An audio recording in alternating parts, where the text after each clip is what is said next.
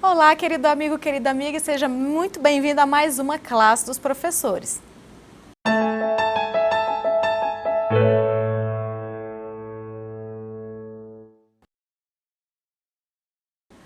Hoje nós vamos estudar a lição de número 4, que tem como título Ofertas para Jesus. Mas antes da gente começar, eu vou pedir para você ajudar a gente na divulgação da classe dos professores.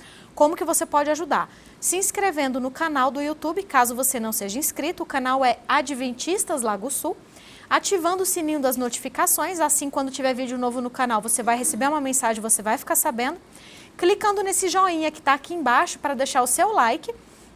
Compartilhando esse vídeo com as pessoas que você conhece, assim você ajuda também a pregar o Evangelho. E por último, deixando o seu comentário aqui embaixo. Coloca o seu nome, de onde você está nos acompanhando, e se você tiver um pedido de oração, pode colocar aqui embaixo que a gente lê e a gente ora por cada pedido que é feito aqui. Então eu queria mandar um abraço para algumas pessoas que mandaram um comentáriozinho esses dias. O primeiro é o Leandro Marinho, que acompanha a gente de Colmeia, em Tocantins. A Roseli Ferreira da Cruz, que acompanha a gente de Tangará da Serra, em Mato Grosso. A Jacinta Nogueira, que é de São Pedro do Norte, Ceará, ela pede para a gente mandar um abraço para a Igreja de São Pedro, um abraço para vocês. E a Maria Cabral, que acompanha a gente lá da Angola. Muito obrigada pelos comentários de vocês. E não esquece, deixa o seu comentáriozinho e o seu pedido de oração. Então eu vou apresentar agora para vocês os nossos professores. Aqui do meu lado eu tenho o professor Hugo. Seja bem-vindo, Hugo. Tudo bem? Obrigado, Jéssica. O Hugo, ele é pastor do distrito de Posse, aqui em Goiás. Do lado dele, a gente tem a Lívia. Seja bem-vinda, Lívia. Oi, Jéssica, tudo bem? Tudo bom? A Lívia veio emprestada de outra classe, a gente deu sorte, e ela é membro aqui da Igreja Adventista do Lago Sul. E por fim, não menos importante, temos o Dalmo. Seja bem-vindo, Dalmo. É um prazer estar aqui, muito obrigado por compartilhar. O prazer é nosso. O Dalmo é membro aqui da Igreja Adventista do Lago Sul. Eu sou a Jéssica, também sou membro da Igreja Adventista do Lago Sul. Antes da gente começar, então, eu vou pedir, Dalmo, você faz uma oração, por favor? Oremos. Bondoso Deus, somos gratos, Senhor, porque nos deste a oferta de Jesus para nossas vidas. Estamos aqui agora para aprender como ofertar a Ti tão grande amor. Esteja com cada internauta, com cada um que veio compartilhar essa lição, para que possamos aprender mais e mais do Seu amor. É o que eu te peço em nome do Teu Filho amado Jesus. Amém. Amém. Amém. Muito bem, ofertas para Jesus. Como o nome da lição, bem sugestivo, já indica, a lição dessa semana vai falar sobre as ofertas. Se você é novo na fé e você ainda não sabe a diferença, as ofertas e os dízimos são coisas diferentes. Os dízimos correspondem a 10% daquilo que você recebe. A gente fala devolver o dízimo. Por quê? Porque a devolução do dízimo é uma forma de reconhecimento de que aquilo que a gente recebeu, na verdade, não é nosso, é de Deus.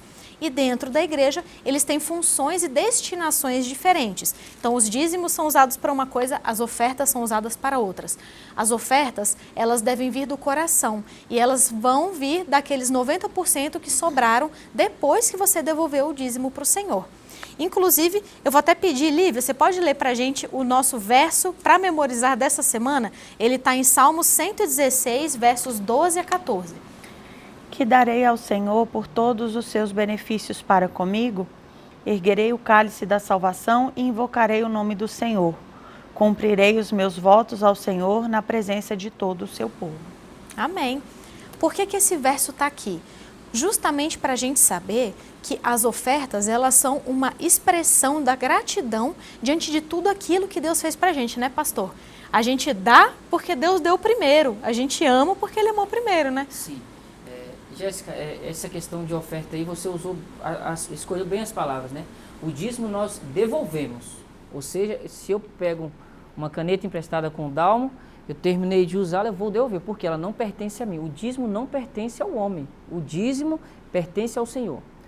A oferta é de acordo com a gratidão que eu tenho para com Deus pelo que Ele tem feito em minha vida. Então, tem um percentual? Não, ela é livre. É de acordo com a sua gratidão, com os benefícios e com as bênçãos que têm recaído sobre você. Isso aí é um pouco perigoso. Por quê? Porque com o dízimo nós já nos programamos, né? Nós recebemos, separamos ali um valor. E deveríamos fazer da mesma forma com as ofertas, como nós estávamos conversando aqui antes de começar a gravação. Amigo, tem que ser algo planejado. tem que ser algo que está dentro do seu orçamento. Você coloca lá, você está falando que tem planilhas, né, que você trabalha ali, o orçamento familiar. Amigo, você tem que colocar um percentual ali do seu pago, da sua oferta com Deus. Aquilo tem que ser planejado. E é muito difícil nós falarmos hoje nessa questão de dinheiro, porque acaba que muitas pessoas estão fazendo também da religião um comércio, né? Elas trabalham, são profissionais religiosos, não são pessoas que estão em favor, em serviço da religião. Então, muitas pessoas ficam temerosas. O que vai acontecer com o meu dinheiro quando eu devolver ou dar a oferta para a igreja? Para onde que vai? Será que é para o pastor trocar de carro? Será que é para a igreja ficar mais bonita, fazer uma reforma? Amigo, dentro da igreja adventista, as ofertas, elas são destinadas para a missão global. É para plantio de igreja, para o avanço de novas frentes evangelísticas em locais, cidades, bairros, países que não têm a nossa presença. Um dia, um grupo de americanos veio, se situou ali numa cidade de Gaspar Alto, de Santa Catarina, e o evangelho começou a ser pregado no Brasil. E quem manteve esses homens, esses evangelistas americanos aqui no Brasil, Odalmo? As ofertas dos americanos, dos nossos irmãos americanos. Por isso eu sou adventista, por isso você, Lívia, é adventista, por isso, Jéssica, o evangelho chegou na sua casa. E o bem que nós recebemos, nós devemos fazer com o outro. Então, qual o motivo para doar, se não abençoar outras pessoas, como nós fomos abençoados um dia, né? E o mais interessante é que o dinheiro ele pode comprar uma casa, mas ele não compra o lar. Ele pode comprar o seguro, mas ele não compra a segurança. Amigo, se você é abençoado por Deus, você tem que passar essa bênção para o outro. Não é retendo o dinheiro que eu vou ter mais. É através da bênção de Deus que eu tenho. E se eu quero continuar sendo abençoado, amigo, eu tenho que abençoar o próximo. E é a questão também de pregar o evangelho, né? Porque pregar o evangelho não é só falando, né? Não. Às vezes a gente fala, vamos pregar o evangelho. Aí você pensa, então eu vou dar um estudo bíblico. Vou pregar na igreja. Então eu vou pregar na igreja. Vou cantar. Mas, para alguém chegar lá, é o que você falou, né? Precisa de quê? De dinheiro, né? Para mandar. Missionários. A gente tem missionários. Missionários em lugares muito pobres do Brasil. Muito pobres da África. Missionários em países muçulmanos que a própria família não pode nem saber para qual país que a pessoa foi. Para não tentar contato. São as ofertas que mantêm essas pessoas lá. Então a sua oferta está ajudando a pregar o evangelho, né? E é difícil, né? A gente fala às vezes nessa questão, porque para mim, por exemplo, quando a gente fala nessa questão de as ofertas devem ser sobre as bênçãos que você recebeu, né? Então a gente tem que, na verdade, dar tudo, né? Porque se a gente for levar em consideração, né? Até porque tudo que a gente recebeu é bênção do Senhor, né? Lívia, a Bíblia traz algum parâmetro para ajudar a gente a entender como que a gente faz para contabilizar, para dar oferta? A Bíblia dá um parâmetro e aí vai de acordo com o nosso coração, né? Dar o que se pode segundo Deus nos abençoou. Então, se Deus me abençoou com 10, eu devolvi 1, fiquei com 9. E aí, segundo Deus me abençoou, esses 9 que ficaram podem ser suficientes ou não para mim, né? Então, a oferta realmente ela tem que vir do nosso coração. Enquanto vocês conversavam, eu lembrei do maná, que vinha a provisão diária. Deus dava o maná todos os dias e se o povo guardasse o maná para o outro dia, ele estragava. Porque o povo tinha que confiar que no próximo dia viria a chuva, a provisão do maná de novo. E a oferta, para mim, ela está bem relacionada também com essa gratidão de saber que o que eu preciso para esse dia, Deus vai suprir. A gente vive num mundo onde a gente tem que poupar, pensar no amanhã e ao mesmo tempo confiar em Deus. Nós cristãos, né, devemos confiar em Deus. A igreja em Atos, né, depois que Jesus ascendeu aos céus e a igreja ali começou, o que eles fizeram e foi uma coisa bem natural. Eles venderam tudo que tinham e trouxeram a casa do tesouro e tudo era para o mantimento de todos. Então esse sentimento de ofertar e saber que o que eu tenho para o meu sustento é também para o sustento do meu próximo, isso é tão lindo, mas não acontece muito na prática. Perdemos esse senso de comunidade. Né? Perdemos o senso de comunidade. Aqui, por exemplo, nós temos uma igreja linda que foi recém-construída, nós estamos com 2 anos de igreja do Lago Sul. Ainda estamos pagando a nossa obra, né? A gente ainda ouve esse assunto, né? Que nós ainda precisamos pagar a nossa obra, porque ela foi feita com empréstimo, nós precisamos devolver esse empréstimo.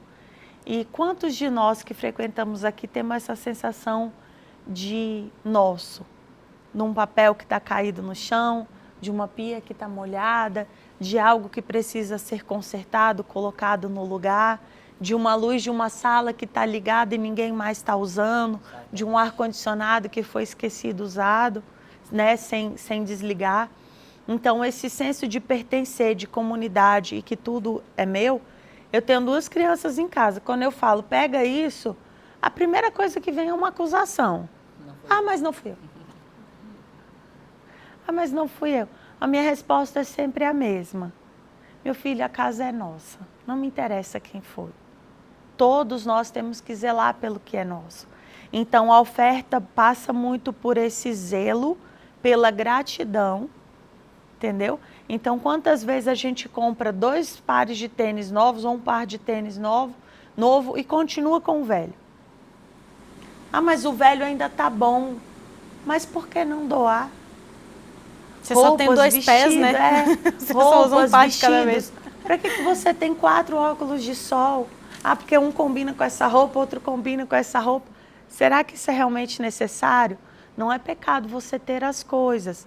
Mas quando você se apega a elas e elas mudam de prioridade, aí talvez sim seja o problema. Então a dificuldade de ofertar é isso. A gente sempre acha que precisa de um pouquinho mais. E quantas pessoas, né, deixam de dar uma oferta porque ficam com medo de faltar no mês seguinte, né? A pessoa, nossa, mas eu fechei aqui o mês fechou assim, ó, no tampo, sobraram R$100.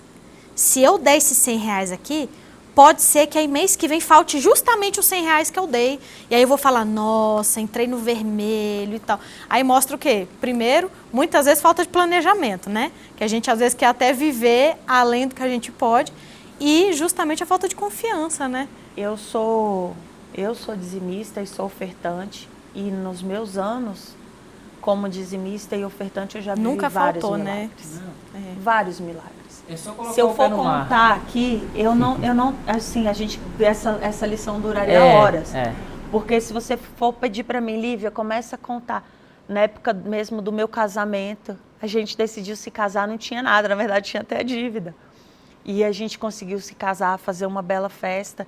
E no meio do caminho eu recebi um dinheiro e eu lembro que eu dei uma oferta muito especial para o Senhor. E de gratidão, porque eu já tinha recebido tanto. E aí que a coisa parece que multiplicou mesmo. E foi chegando mais, e foram chegando presentes, e foram chegando situações. E quantos momentos também, eu tinha um emprego dito estável, que eu era concursada pública, a empresa foi privatizada, e eu fiquei sem meu emprego. E a primeira coisa que você pensa é, e agora? Como que a minha família vai sobreviver sem esse salário? E estamos já há 1 ano. E Deus tem abençoado, né? Meu marido tem uma academia e as coisas acontecem. E todo mês, quando você acha que... Não vai dar. Dá. Deus manda alguém e ele compra, ele paga e ele te abençoa e a coisa funciona. É isso mesmo. Exatamente. E eu não posso deixar de ofertar justamente porque eu tenho muita gratidão nessa segurança de que Deus não vai me deixar desprovida. E eu já vivi isso várias vezes. E Deus nunca falhou. Amém. Dalmo, a lição de terça tem como título Ofertas e Adoração. E aí, quando a gente fala de adoração, geralmente a gente pensa música, né? Sim. A adoração é cantar, é música, é louvor e tal. O que oferta tem a ver com adoração? Interessante isso, eu vou entrar nessa resposta, mas lembrando aqui, né, ofertar a Deus, a gente não vai tornar Deus mais rico. Não. Deus já é dono dele, de tudo. Mas com certeza vai me tornar o quê? Mais grato. Sim. E aí a gente percebe que a oferta tem muito a ver com a gratidão. E o Espírito de Profecia, através de conselhos sobre mordomia, fala que não existe uma outra maneira de demonstrar gratidão que não seja ofertando. Olha só. Os mandamentos é uma questão de amor. Se me amares, Obedecer os meus mandamentos. mas de gratidão vem do ofertar. E aí a gente vê que Deus ofertou o que tinha de melhor no céu. Então, a adoração aí vem para essa questão de ofertas e adorações, elas são encaixadíssimas. Né? Eu não consigo adorar a Deus levando uma oferta por obrigação.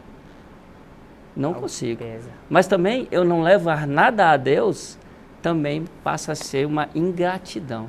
Né? Então, a oferta tem que partir, como nós já comentamos aqui, ela tem que partir de um coração de agradecimento. Né?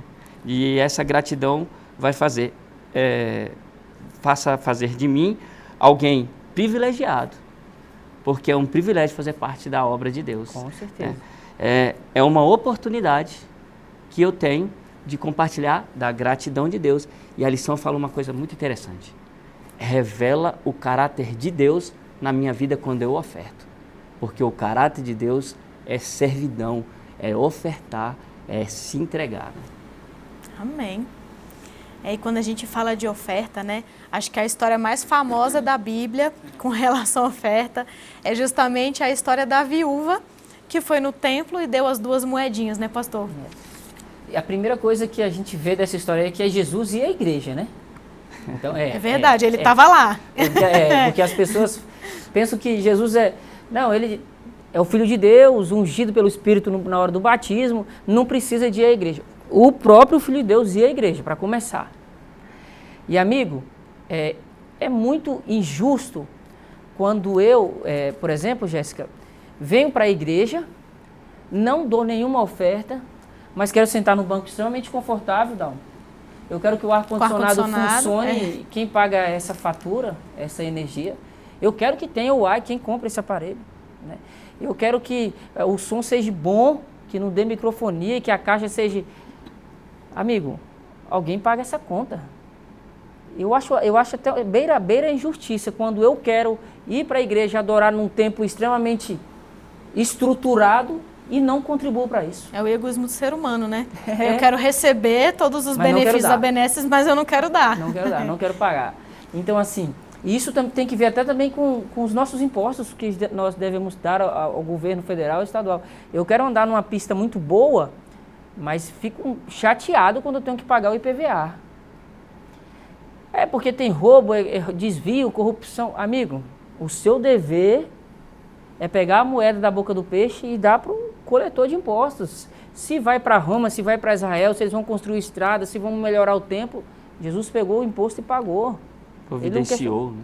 Ele não questionou, ele questionou? Não vou dar porque vai para Roma. Não, ele deu.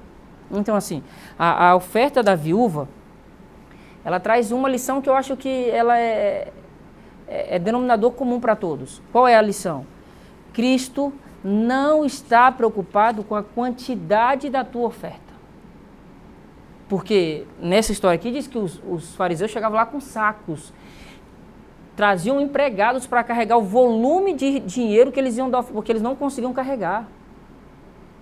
Jesus fala, ali está uma oferta verdadeira. Se nós fôssemos ver o valor da oferta hoje, é 0,5 centavos de R$1. Meio centavo. E ele falou, aquela é a oferta verdadeira. Por quê? É o que você falou. Tem que ver com um coração grato. Um coração que deposita o que ele tem e o único que ela tinha nas mãos do Senhor. E o amanhã ele proverá. Os outros traziam sacos e sacos de dinheiro e Jesus não falou dessa oferta. Ele falou da oferta que o coração... Não adianta você sacar R$100 do seu bolso e devolver quando a salva passar e ficar pensando, esse dinheiro vai me fazer falta, como você disse. Eu podia usar esse dinheiro para outra coisa. Agora, quando você tira R$2 e fala, se eu tivesse mais, eu daria mais, é isso que a oferta da viúva representa, Jéssica. É incrível, né? Isso volta, inclusive, naquilo que a gente falou, já desde o início, né, da lição, da questão do coração. Né? A gente vê a questão, por exemplo, essa viúva, para ela ter doado só essas 2 moedinhas, é porque ela era uma pessoa carente. Pobre. Ela era pobre. Então ela teria toda a desculpa para não dar a oferta, para falar, olha, não, mas Deus não vai querer que eu passe necessidade, Deus não vai querer que talvez falte para mim, a gente não sabe se ela tinha filho, né, para sustentar. Então, ela seria uma pessoa que teria toda a desculpa, né, para falar, não, mas eles estão dando esse dinheiro todo porque eles são ricos. O marido está vivo, trabalha, o marido eu não tenho ninguém que trabalha. Ela tem lá não sei quantas roupas, entendeu? Ela tem não sei quantas bolsas, eles criam gado, eles têm animal para sacrificar. Então, eles têm para dar, para eles está sobrando. Para mim, pode faltar. E aí vai a questão do coração, né? A questão não é quanto você tem, a questão é da onde está o seu coração, né? Exatamente. Na hora que você oferta, na hora que você dá a oferta. E falando em dar oferta, a lição ela faz, Lívia, uma comparação, ela fala assim, que nós temos o costume de darmos as ofertas só do pote pequeno. O que é o pote pequeno? A lição vem dizendo que pesquisas, né, mostram que apenas 9% dos nossos recursos financeiros são líquidos, né, estão na nossa conta corrente, algo que a gente possa dispor imediatamente. E 91% estão investidos. Então, por exemplo, eu tenho um apartamento que vale, sei lá, X. Se eu precisar do dinheiro desse apartamento hoje, eu tenho que esperar, eu tenho que anunciar, esperar alguém comprar. Se for financiado, ainda vai levar um montão de tempo para aprovar, para finalmente eu receber o dinheiro. Então, a grande maioria das nossas posses hoje, elas estão investidas em algo que a gente não pode dispor rapidamente, né? Igual, estão mobilizadas em algo grande, por exemplo, um carro. Não é assim rápido, você vai, vende e volta com dinheiro. Então, aqui ele fala que a maioria das nossas ofertas a gente dá do pote pequeno, né? Que é do salário que a gente recebe todo mês, da venda que a gente faz, a gente vai e oferta daquilo ali. E ele dá o exemplo de uma oferta, né, do pote grande, que foi a que a Maria ofereceu ao Senhor pouco antes da morte. Que ele foi ungido por ela com um óleo, né, um perfume caríssimo, que aqui a lição fala de 300 denários, que seria o salário de um ano.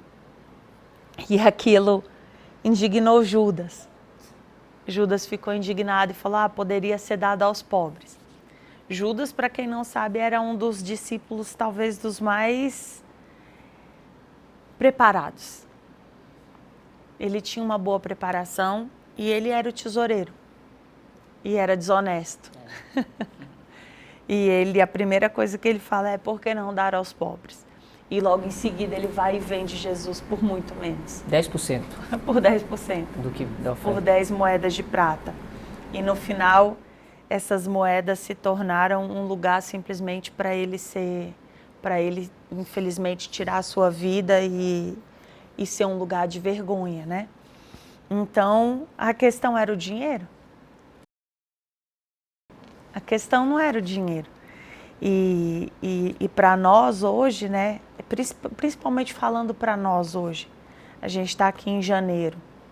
No final do ano, né, a gente passou por grandes mudanças políticas, e aí você lê no jornal, bolsa sobe, bolsa desce, investimento e vai, sobe e desce, e o pessoal tira o dinheiro e volta com o dinheiro. E isso é feito de propósito. Isso é feito para causar sempre esse terror, esse pânico no nosso coração. Mas nós, como cristãos, aonde que tem que estar a nossa certeza? É no Senhor, na providência que Ele iria tomar. Eu sempre falo, né, o meu milagre preferido é o da multiplicação. Se aquele menino tivesse guardado o lanchinho dele, ele teria comido o lanchinho dele e ninguém saberia, e daqui a pouco ele estaria com fome de novo. Mas a disposição daquele menino em falar, olha, eu só tenho isso aqui. Ele falou, tadinho, talvez com aquela humildade de falar, o que eu tenho é tão pouco, né? Vai ajudar muito, né? E aí foi repartindo. Quer ver uma coisa que a gente economiza muito? Demonstrações de amor e afeto. A gente economiza bastante isso também. Talvez a gente esteja esperando para algo muito especial, né? E aí eu li uma história de uma pessoa que ele procurava sempre se controlar e ele não se deixava emocionar ou viver os grandes momentos de alegria, porque ele sempre pensava, né, que ele poderia perder, que a esposa poderia morrer, que os filhos poderiam morrer. E aí lá na frente, quando ele estava velhinho, viúvo, ele falou: quantos momentos eu economizei com medo do sofrimento. E hoje que eu perdi minha esposa, não adiantou de nada. E aí vem o sofrimento, mais o arrependimento, né? Veio o sofrimento e mais o arrependimento de não ter vivido aquilo. Então Deus nos chama para viver, não para sermos irresponsáveis. Eu tenho tudo, vou gastar tudo e amanhã é outro dia, não. Mas Deus nos chama a viver e olhar para a necessidade do agora. Até porque quando a gente olha o agora, que se chama presente, todo mundo gosta de presente, e na nossa cultura a gente misteriosamente não tem gostado mais de presente. A gente gosta do futuro ou a gente sofre pelo passado. E aí vem a nossa ansiedade, a nossa depressão e bagunça tudo. E o presente não é um presente. Acaba virando uma maldição, né? Uma maldição, porque a gente sempre está vivendo num tempo que nós não temos. É verdade. E assim, um argumento, além dos argumentos de sempre, né? Que as pessoas usam, que o pastor mencionou, né? Mas eu vou dar esse dinheiro, eu não sei para onde que vai, eu não sei o que eles vão fazer com esse dinheiro, porque eu não sei, porque a gente sabe, a gente não pode fingir que não existe, que não sabe, a gente sabe, como o pastor falou, existe gente que comercializa em cima da religião. Sim. Tem gente que se aproveita mesmo. E essas pessoas vão responder por isso. Não se engane. O pessoal tem o costume de falar, né? Minha tia falava, o moinho de Deus, ele moe lento, mas ele moe bem moído. Então, às vezes, a gente pode até achar que a pessoa está demorando para pagar, né? Pelos pecados, pelos erros. A pessoa vai responder. E ela vai responder para aquele que é impecável na sua justiça. É incrível. E as pessoas falam, né, sobre isso. Uma coisa admirável, assim, falando da Igreja Adventista, é a maneira como os nossos dízimos e as nossas ofertas são tratadas, né? Nós temos todo um regulamento de como que essas ofertas, de como esse dinheiro... Então, o que você deixar de oferta, seja uma cesta básica, sejam R$100, seja um sapato, uma roupa, qualquer coisa que você ofertar na igreja, ela tem um direcionamento certo, uma destinação certa, as porcentagens corretas, né? E tudo isso é lindo de ver o quanto que funciona. O quanto que funciona. E quando a gente acha que agora não vai dar, Deus de novo provê o sustento para a sua casa, para os seus membros, para os seus fiéis adoradores. Porque devolver o dízimo e ofertar é um dos momentos lindos de adoração que você tem com Deus. Com certeza. A Igreja Adventista, ela é diferente, né, de outras igrejas. É comum a gente ter igrejas que uma pessoa funda e ela é a dona da igreja. E aí o dinheiro vai para aquela pessoa. E infelizmente, né, o ser humano, nós somos facilmente corruptíveis, né? E aí vendo aquele bando de dinheiro é muito difícil, né? A coisa não dá, dá certo. E se você digitar no Google, as 4 organizações mais estruturadas do mundo, a Igreja Adventista vai aparecer em 4º lugar. Se você digitar no Google, a igreja mais estruturada do mundo é a Adventista. Não sou eu que sou um pastor da Igreja Adventista, estou dizendo isso não. É a internet, é o Google que diz isso. E essa nossa estruturação não foi criação nossa. Não, foi inspiração divina. Foi inspiração divina, Deus falou. Vocês devem fazer dessa maneira. Exatamente. Porque Deus entende muito bem de investimentos, né? E Ele sabia muito bem como, estruturado dessa maneira, as coisas iriam multiplicar e tenderiam sempre a dar certo. O tempo conspira contra a gente, né? Passa muito rápido, mas, amigo, só para finalizar, eu já passo aqui para o Dalmo, para ele dar as palavras finais. É Deus que cuida da igreja dele, sabe? Então, amigo, cada centavo que você deposita numa salva, ele tem um destino específico. E não é para enriquecimento de uma única pessoa, é para o avanço do Evangelho. Exatamente. E a gente não conta só com a contabilidade da igreja, né, Dalmo? Existe uma contabilidade, um departamento de contabilidade muito superior, né? Exatamente. A lição trouxe aqui de que há um registro celestial de cada ato, né? Os olhos do Senhor, a gente viu que Ele se preocupa com a mínima oferta, e a gente volta lá na viúva, né? Ele se preocupou com aquela mínima oferta porque o registro estava ali, onde estava o coração dela. O motivo pelo qual se doa também é uma preocupação e estará registrado. Não é uma questão de salvação o registro. Salvação nós já percebemos que Jesus se doou e nós estamos salvos por isso. Eu achei interessante que a lição traz aqui que no céu, pastor, quando abrirem os registros, vai falar, sabe aquela ofertinha de 2 moedinhas que você deu? Ajudou aqui, ajudou ali, ajudou aqui. Porque o mínimo seu com o montante pode ajudar outros. Um dia pessoas, nós comentamos isso aqui, né? Um dia pessoas saíram das suas cidades, dedicaram suas vidas, seus recursos, a sua família, para que o evangelho chegasse para mim e para você que está aí. Sem essa dedicação deles, jamais a gente estaria, né? Hoje nós temos a oportunidade, e o pastor está aqui, né, pode compartilhar isso com a gente, mas hoje nós temos a oportunidade de mandar missão para fora. A gente recebeu, agora a gente tem a opção de fazer a doação. Tudo registrado, para a honra e glória de Deus. Amém. E para demonstrar que um coração alegre vai trazer a gratidão e o amor para compartilhar. Amém. Para a gente encerrar, pastor, você ora para a gente, por favor? Sim. Vamos orar? Santo Deus, poderoso Pai, obrigado, Senhor, por o Senhor nos confiar os teus recursos. Obrigado. Por sermos chamados de administradores, mordomos do Senhor. Abençoe o teu povo, abençoe o nosso coração, que possamos ser ofertantes, Senhor, de um coração grato e que possamos ofertar de acordo com o que temos recebido. Nós pedimos e agradecemos em nome de Jesus. Amém. Amém. Amém. Chegamos ao final de mais uma lição, a gente já está na lição de número 4. E aí fica a reflexão, essa lição está impactando na sua vida? Você já se programou para devolver os seus dízimos, caso você ainda não seja dizimista? Você já se planejou para doar suas ofertas? Porque Deus precisa. Ele, na verdade, não precisa, né? Mas Ele quer. Ele te dá a oportunidade para você e para mim, para que a gente possa ajudar. Então, a gente espera vocês semana que vem e não se esqueça, o estudo aqui da classe dos professores, ele não substitui o estudo semanal, o estudo diário da sua lição com Deus. Todo dia de manhã Deus está te esperando. Pega a sua lição, pega a sua Bíblia e vai ter o seu momento com Ele. Porque esse momento é para você, é para a sua salvação e é para o seu bem.